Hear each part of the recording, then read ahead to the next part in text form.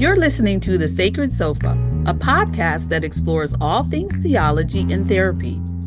My name is Grace Brown. I'm a registered psychotherapist, certified Canadian counselor, and owner of Journey with Grace Counseling Services. And I'm Brad Watson, pastor of Nexus Church and author of the book, A Path Called Compelling. Welcome to The Sacred Sofa. Welcome, everyone, back to The Sacred Sofa, and welcome back, Brad. It's good to be with you again. Yes, thanks, Grace. It is good to be back. I have been under the weather the past 2 weeks, so I've had a real rough time with my voice. Otherwise, I would have tried to give it a go here, but 2 weeks of absence is enough. I'm feeling better now, so good to go. I'm super glad to hear you're feeling so much better because I love our time here on the Sacred Sofa. I love the engagement that we have.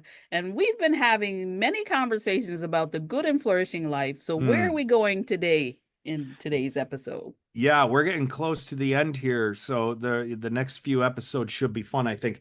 But we've got a quizzical passage here. Grace, it's this. Jesus says this in his sermon: ask and it will be given to you, seek and you will find, knock and the door will be open to you.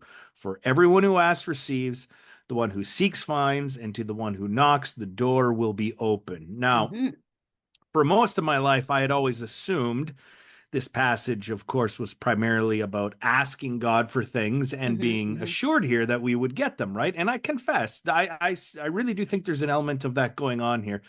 And, you know, beyond the sort of childish, hey, God, I could use $1 million. Okay. But I mean more on the day-to-day basis. And I still do that in my own prayer life, lay out before God my needs for the day, whether it's, hey, I've got a meeting I'm a little nervous about, God, give me patience in the meeting, or help me to be attentive to my kids instead of on my phone, help me to love Kristen, whatever it is. I don't want to lose my temper. So I'll look forward in my day and go, okay, here's what I anticipate I'm going to need. And I'll ask for those things. So I think there's an element of that here. And yet it hasn't always fit for me experientially, because when I push it down the road, it starts to play mind games with me. So when I consider the person on the street or overseas, maybe, who doesn't have enough food, is it because they simply didn't ask for food? I mean, that can't be what's going on, right? Right. There must be something deeper going on as well. And so I'm left holding these two tensions, in place. Yes, there's something wise and good about asking God for our practical needs during the day. But again, Jesus already covered that in the Lord's Prayer, which we covered before. So again, I think there's something else going on. But I'm curious, Grace, how have you typically understood and handled this passage? I like where we're going here. For me, as a baby Christian, I took this at face value too. If I ask, I'm going to receive. And as I've matured in my faith, I still hold to this belief, kind of like a child asking a parent for something. Like, I still believe that there's a part of that. I do believe that God wants my best. And as my faith has been growing and getting broader and richer, I also view this passage, I would say, more generally. Like, God wants our best. God is open and willing. God is not hiding in the bushes, but is ready to hear my ask, my question, my doubts, and my fears. I believe that God is a way maker, not putting up barriers to frustrate me. So for me, it's an openness and a willingness that I view this passage with. Yeah, and I like that. And I think that's an important point, Grace, because sometimes we can get in our mind, right, oh, is God playing games with me here? I don't think God's trying to be cruel with this, right? So yeah, okay. So we definitely both agree there's at least an aspect of personal provision here. And yet there is, I think, another element. And I think this is, we'll test this out here, but I think this passage is maybe an exhortation to questioning and curiosity. And I had a couple of experiences, Grace, this past week that might shed some light on this. Okay. I'm curious what you'll think about this. Okay. Now, when the O.J. Simpson trial happened, I was in my mid-teens. I've always assumed he was guilty. I still think he's guilty. But I've followed the case over the years, and there was a new documentary that came out, Grace, on it. And I watched it because I like watching it all. And for the first time in my life, I had a change of heart, Grace. It was interesting, bizarre. I watched it, and as they're going through all the evidence, it suddenly dawned on me, oh my goodness, if I was a juror, I would have had to vote not guilty. There was definitely a reasonable doubt to me. Now, some might watch the documentary and think otherwise, but I was like, oh, that is curious. And then I had Hmm. a Hmm. second thing happen, Grace, in the same week. So it was a little odd to me that this all happened. I tend to hold a grudge against black pickup trucks. I don't know why. Every time Kristen tells me she's on her bike and a car almost hit her, I'm like, let me guess, a black pickup truck. She's like, yeah. So I've always held a bit of a grudge, not against white pickup trucks, black pickup trucks, but this week I'm in Tim Hortons, black pickup truck in front of me in the drive-through. I'm thinking nasty thoughts in my head about them. They bought me my coffee, the whole chain thing. They bought me, Interesting. and I thought, well, am I not being called out here on some of my biases that I hold? And I had to rethink Hmm. all of my assumptions about the kinds of people who ride pickup trucks and whatnot. So it got me thinking, how is it that we Hmm. come to change our minds? How do we learn and grow as human beings? And every time we get into psychology, we're also talking about, right, how do we rewrite or rewire grooves of neural pathways in our minds, Hmm. right? Hmm. So I Hmm. thought I'd share an interesting story with you that I came across that I just think is fantastic. It's about the Nobel Prize winner in physics, Isidore Isaac Rabi. He won Hmm. it in 1944. He won it for, I have no idea what this is, Grace, but the resonance method for recording the magnetic properties of atomic nuclei. That sounds complicated and impressive, Okay. but my interest in him has nothing to do with the science. It's why he became a scientist. In fact, in 1988, he was asked this by the New York Times. And they asked him, hey, why not become a doctor, lawyer, businessman, whatever? Hmm. Why did you become a scientist? And he said, my mother made me a scientist without ever knowing it. Every other child would come back from school and be asked, what did you learn today? But my mother used to say, Izzy, did you ask a good question today? Hmm. That made the difference. Hmm. Asking good questions made me into a scientist. Now, Interesting. I Hmm. love stories like that, Grace. So, and of course, given my proclivities this week, I immediately started asking my kids every day, did you ask a good question today? It hasn't gone so well so far. I haven't gotten anything profound, but one of the things that I've been thinking is asking good questions might not make any of us and our listeners scientists, but I do think it will make us more faithful Jesus path followers.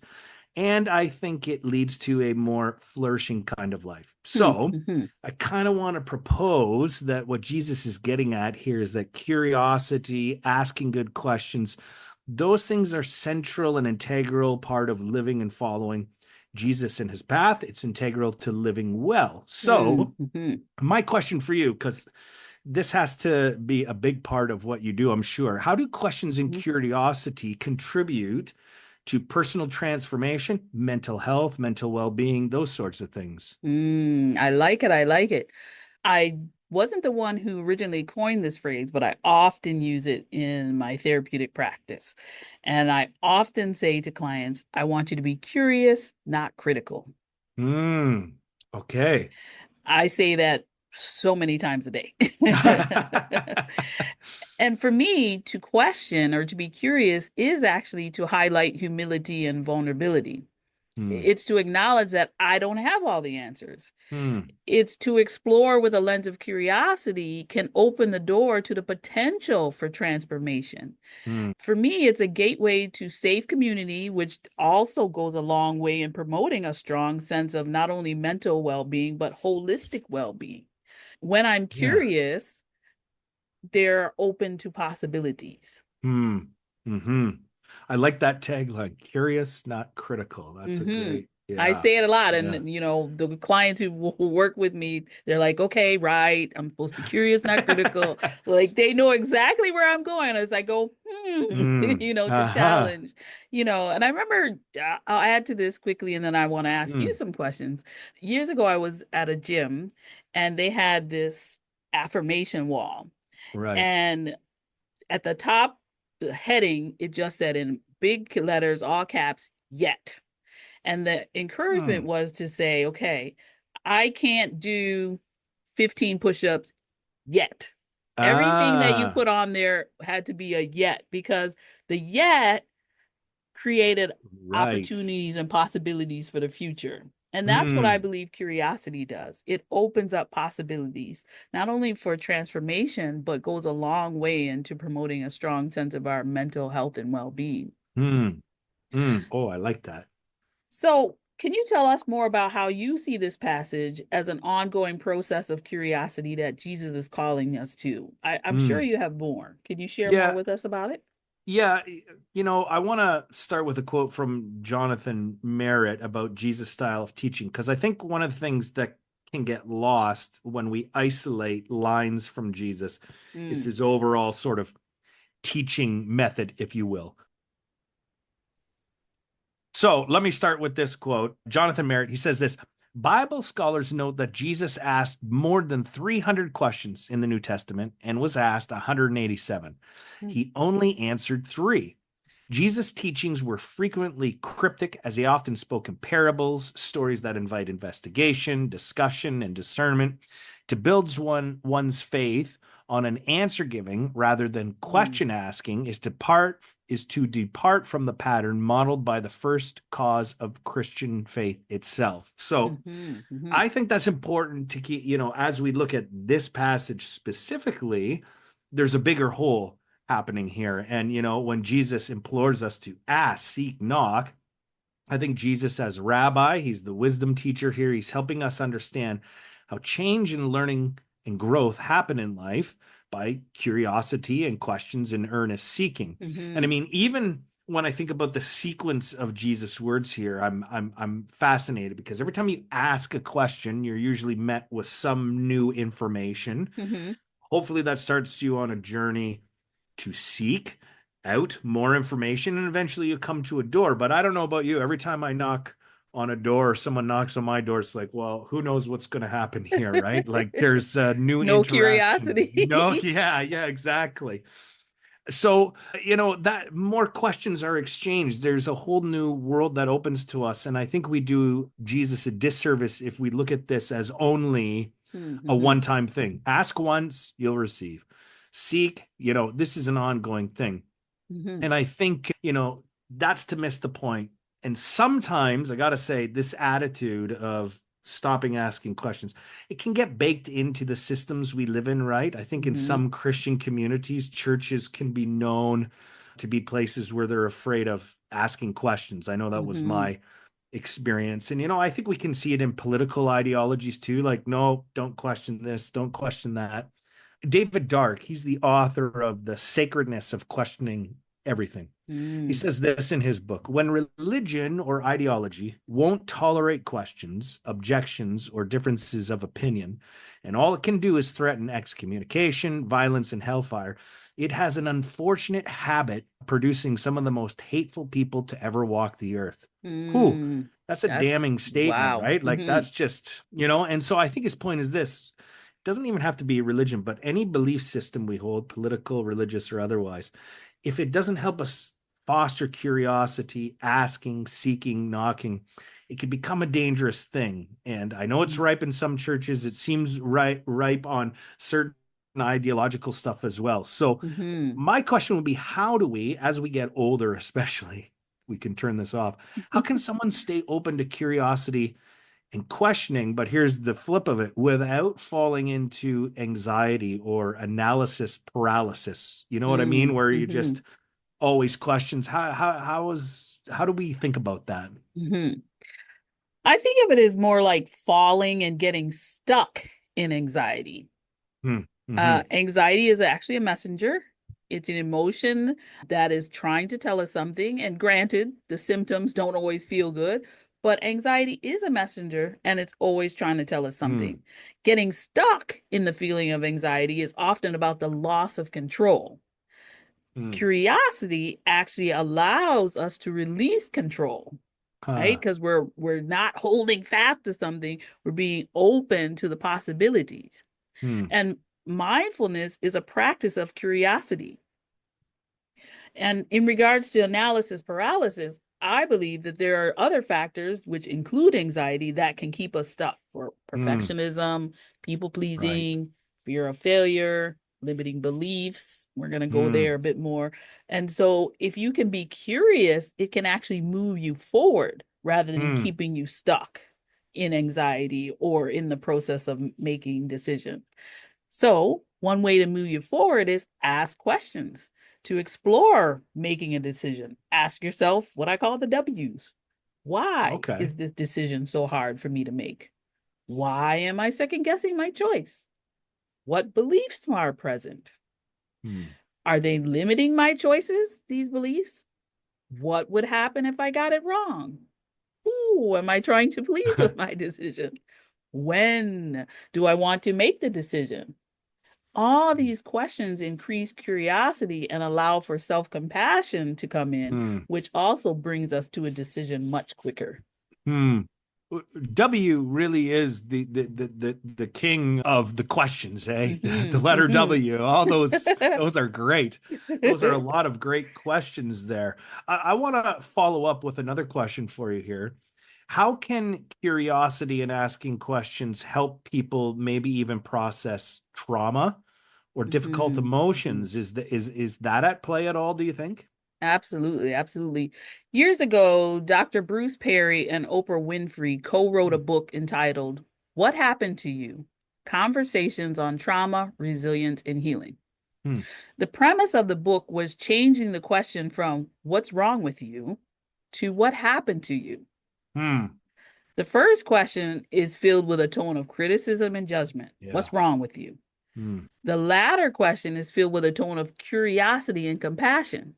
Hmm. Curiosity about a person's experiences can open the door to compassion, caring, and even self compassion. Bobby Banks, a therapist, said, "You're not the problem, your trauma is." Hmm. And it's natural for us to judge ourselves or each other for mistakes we made, or even sometimes the negative or traumatic experiences we've had. There can be a lot of self criticism, especially asking, why did this happen to me, and things like that. The antidote to self criticism is actually self compassion. Hmm. And self compassion comes from a place of curiosity. Yeah, interesting. Sometimes just the reframing of a question can just really do wonders. I love that. What's Yes. wrong with you to what happened to you? That really is a big difference. I Mm-hmm. like that a Mm-hmm. lot. I want to circle back for a moment to Jonathan Merritt because there's a certain kind of feeling, I think, at times of being unmoored when we live constantly in a state of question or curiosity, right? Mm-hmm. Can we be curious while still having some stability in life? And I like how Jonathan Merritt he continues his quote from earlier. He says, "This does not mean that people of faith have nothing to offer the world but an endless train of questions. Rather, it means being mindful that for now we see through glass darkly, and that we Mm-hmm. should hold our conclusions loosely and with deep humility. It means being willing to do the hard work of asking, seeking, and knocking on doors, which is not just the work of a synod or seminary, but the work of a lifetime. Mm-hmm. Faith cannot live by answers alone, but by the questions that lead us continually back to our sacred scriptures in the heart of God." I love That's that. beautiful. There's, Mm-hmm. yeah, a deep humility holding our conclusions there. What role do you think humility plays in mental and emotional growth? And, how can we balance curiosity with the need for some stability in our lives and our beliefs? Mm-hmm, mm-hmm. I love that word balance. Mm, That's the nuance, the caveat to curiosity and stability. But I'll start with the humility question. Humility, I believe, paves the way for our mental and emotional growth. In mm, humility, we are open to acknowledging that we need others mm, and to understand that hyper independence will not actually create change. It also sounds counterintuitive, but curiosity is actually the foundation for our beliefs. mm. A truly healthy belief system is actually flexible, Right. right? It allows for questions, feedback, and input. And in allowing for conversation and dialogue, one can actually feel more stable. And so Mm, the process of what we call deconstruction, I think, is necessary to create a more stable belief system. mm. We often use deconstruction, or especially these days, in terms of Right. faith and spirituality. And it's like, as we dismantle what we think we know or have come to believe, we can actually piece it together in a more strong and stable way because we're owning it for ourselves rather Right. than having it being spoon fed to us from someone else. Yeah, I like that for sure. But that starts with curiosity. Mm, What if my beliefs aren't actually true and sound? Where can I get more information? Like it starts with curiosity, hmm and hmm then leads to the need for deconstruction and then reassembly. Yeah. So I am curious, Yeah. Brad, Yeah. Yeah. That's if good. if you would share your thoughts on about another side to all of this. Mm. There is the saying, curiosity killed the cat, Yeah, right? right. So meaning that there's got to be some danger in investigating or poking our nose where it doesn't belong. So what else might we need to consider? Yeah, that's a great curiosity killed the cat, right? I just have this image of a cat kind of poking its nose at a snake and getting Mm, bit or something, being a little too curious, right? mm-hmm, The exhortation to questions and curiosity, I think it really is a wisdom issue. We mm, can't be curious about everything all the time. right. And there are maybe some areas in life we should just not allow to be prodded at. I don't know. I'm not sure what that line is. Again, Mm-hmm, and I think there's a contextual wisdom issue there. I will say, though, that there is another clear temptation with questions and curiosity, and that is to me not to shut down questions, but to insist on being right. mm, And when being right or winning or owning the other side seems more important than mutual understanding or an attempt to love the other, I mm, think there can be big trouble. And here's where I try to critique both ideological sides if I can, right? But this lately to me, the ideological right comes into play. I've just seen too much where there can be an obsession with owning the other side. mm-hmm, And some of this came to light. I listened a couple summers ago. The New York Times put out a podcast called Rabbit Hole, and what it was an exploration of how YouTube transforms the way we think by what it shows us, what it mm, feeds us. And one story in particular was quite powerful. It was a man who shifted from being ideologically left wing to ideologically right wing. And how they traced that was it started with him enjoying watching the debates on YouTube where one side clearly destroyed, beat the other side mm, and sort of made them look silly.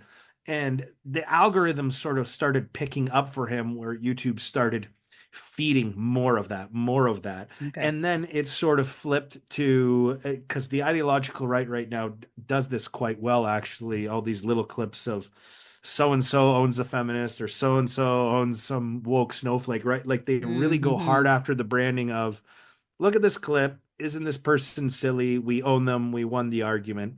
And mm-hmm, that's not specific to either side wanting to win an argument, but I think the quagmire of the times we live in means that we can often prize being right and mm-hmm, looking good and winning more than honest inquiry. mm, And so I think there's something here about asking questions in good faith with true curiosity in mind because prioritizing curiosity and questions it can be loaded territory because if right. you really believe that asking silly questions can be part of the process and Mm-hmm, nobody wants to ask a dumb question scared to look silly, right? mm, But this brought to mind for me this passage from Paul in First Corinthians where he says this: we know that we all possess knowledge, but knowledge puffs up while love builds up. mm, Those who think they know something do not yet know as they ought to know, but whoever loves God is known by God. So, mm-hmm, mm-hmm, I love this line. It's revelatory for me because he makes a curious claim.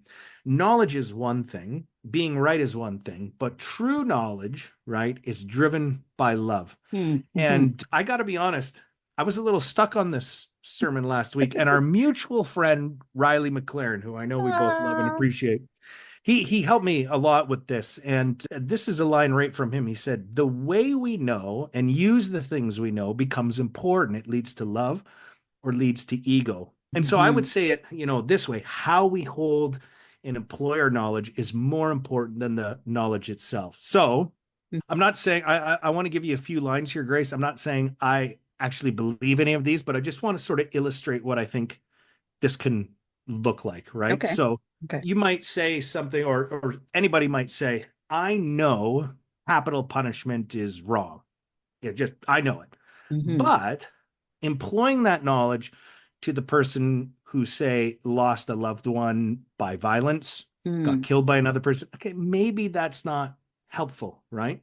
Or Right, some right. people might say, I know medical intervention for trans children is causing harm, but employing that knowledge to the person whose child is struggling with suicidal thoughts, like, okay, that may not be helpful or loving. Mm-hmm. I could keep going. I got a whole bunch Yeah. of these. I don't need Yes. to go through all of them. But, Mm-hmm.